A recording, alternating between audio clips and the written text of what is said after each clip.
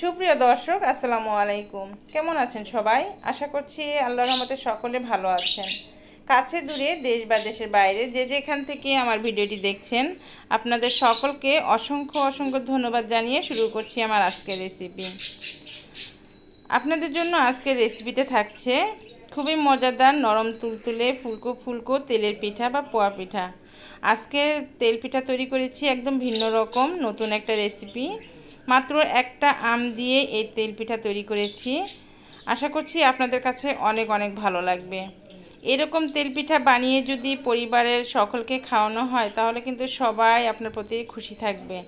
আর বাসায় কোনো যদি গেস্ট আসে তাহলে সেই মেহমানদের যদি এরকম পিঠা তৈরি করে খাওয়ানো হয় তাহলে আপনার কিন্তু প্রশংসা করবেই করবে। বিকালের নাস্তাতেও এই রেসিপিটা তৈরি করে নেওয়া যায়। এই পিঠা খেতে অনেক অনেক মজা হয় আর তৈরি করতেও খুবই সহজ। তো ভিডিওটি না টেনে পুরোটাই দেখবেন, আশা করছি আপনারা উপকৃত হবেন। তো আর কথা বাড়াবো না, চলুন মূল রেসিপিতে চলে যাই। এই পিঠা তৈরি করার জন্য একটা আম নিয়েছি। আমটিকে প্রথমে টিপে টিপে একটু নরম করে নিয়েছি। এরপর আমটি ছিলে হাতে কষলিয়ে আমের পিউরিটা বের করে নিয়েছি। এই পিউরিটা কিন্তু অবশ্যই ছেঁকে নিতে হবে। যদি আমের কোনো আঁশ থাকে তাহলে পিঠাটি কিন্তু ভালো হবে না।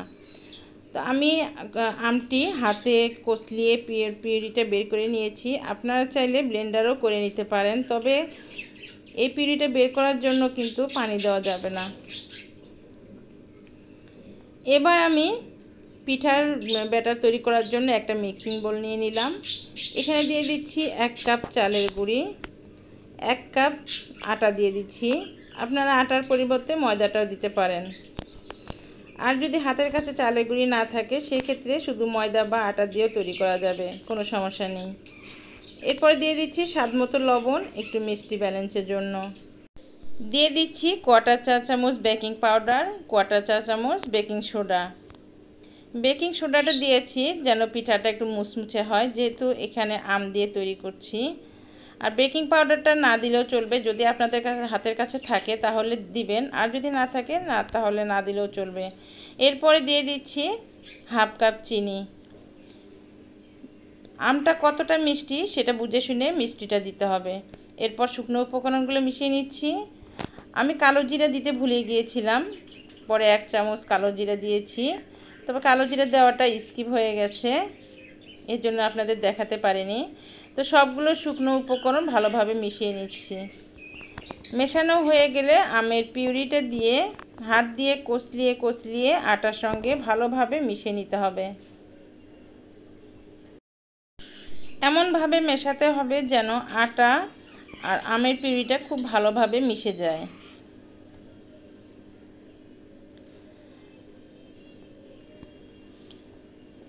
ভালোভাবে মেশানো হলে এখানে দিয়ে দিচ্ছি দুধ দিচ্ছি।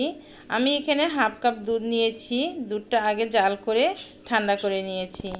এরপর অল্প একটু দুধ দিয়ে খুব ভালোভাবে মেখে নিচ্ছি। একবারে বেশি করে দেওয়া যাবে না, অল্প একটু দুধ দিয়ে আটাগুলো খুব ভালোভাবে মেখে নিতে হবে। এই আটাগুলো যত ভালোভাবে মেখে নেবেন পিঠাগুলো কিন্তু তত ভালো হবে বা ফুলবে।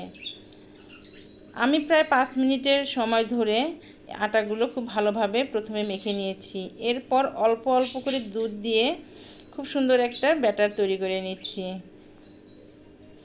তো আপনারা দেখে বুঝে নিচ্ছেন যে ব্যাটারের ঘনত্বটা কতটুকু আছে।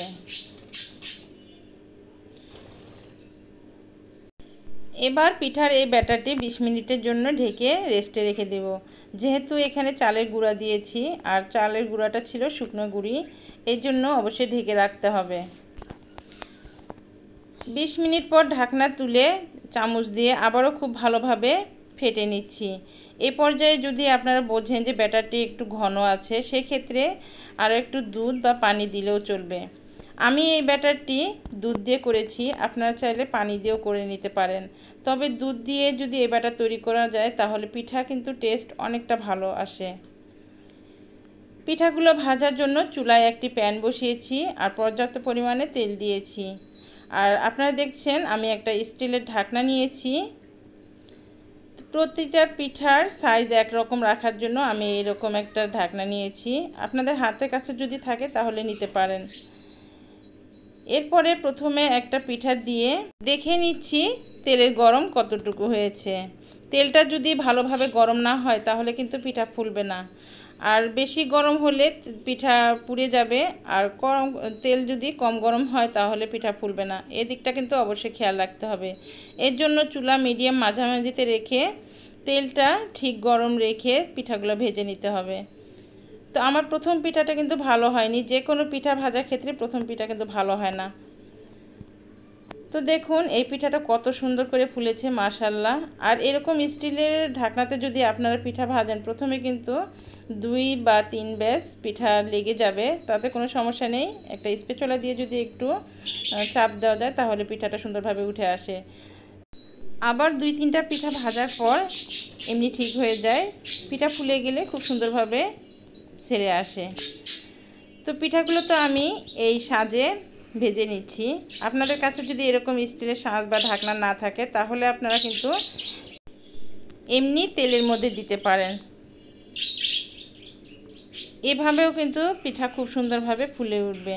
তবে আপনারা যদি এমনি পিঠা ভাজেন তাহলে সেক্ষেত্রে যে গোল কড়াইগুলো থাকে সেই কড়াইয়ে এই পিঠাগুলো ভেজে নিলে খুব সুন্দর হয়। তো দেখুন পিঠাটা কত সুন্দর হয়েছে মাশাআল্লাহ, দেখতে কত সুন্দর লাগছে। আর এই পিঠা খেতে কিন্তু অনেক অনেক মজা হয়। তো ঠিক একইভাবে আমি সবগুলো পিঠা ভেজে নেব।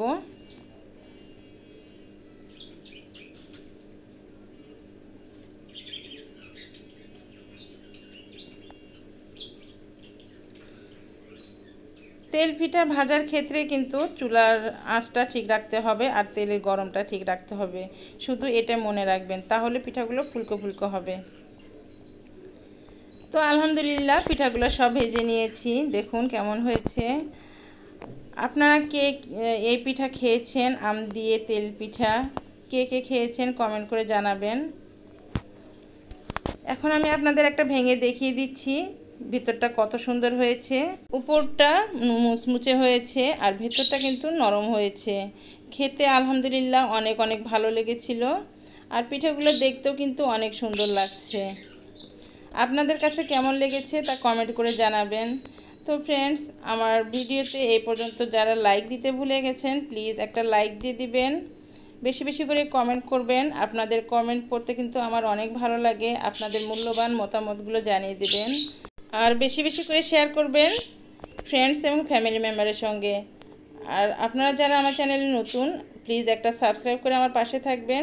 আর যারা সাবস্ক্রাইব করেছেন আপনাদেরকে অসংখ্য অসংখ্য ধন্যবাদ জানাচ্ছি। আপনারা বাসায় এই পিঠা অবশ্যই ট্রাই করবেন, দেখবেন আপনাদের কাছেও অনেক ভালো লাগবে। পরিবারের সকলের মুখে যদি একটু নিত্য নতুন খাবার তুলে দেওয়া যায় তাহলে কিন্তু অনেক অনেক ভালো লাগে। তো ফ্রেন্ডস, আজকের মতো এখানে বিদায় নিচ্ছি। সেই পর্যন্ত সকলে ভালো থাকবেন। আল্লাহ হাফেজ।